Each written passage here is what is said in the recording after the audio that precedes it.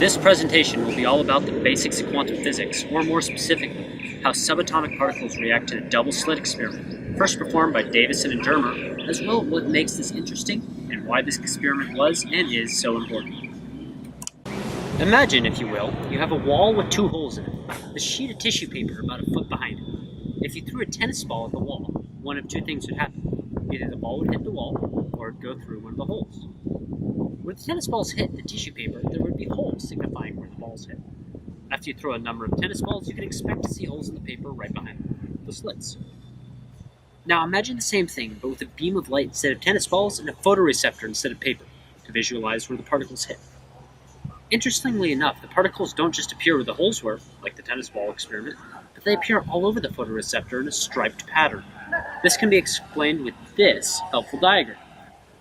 What the diagram describes is that the light particles act like waves in this experiment and either interfere or help each other.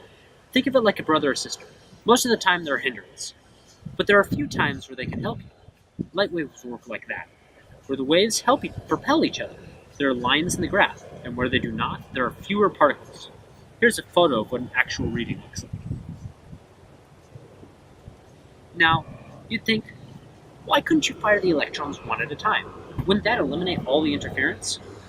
Strangely, the interference still happens. This leads some scientists to wonder whether the particle somehow splits and goes through both of the holes, interferes with itself, and recombines in the receptor. So what did they do? They put a camera there. What they found out was that, instead of seeing particle interference, they saw the particles work exactly like tennis balls earlier. This leads scientists to wonder why the particles only stopped their quantum shenanigans when someone was watching.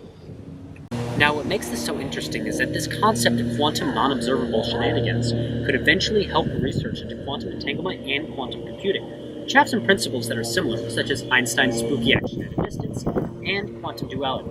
It also means that the universe can be drastically different than what can be observed.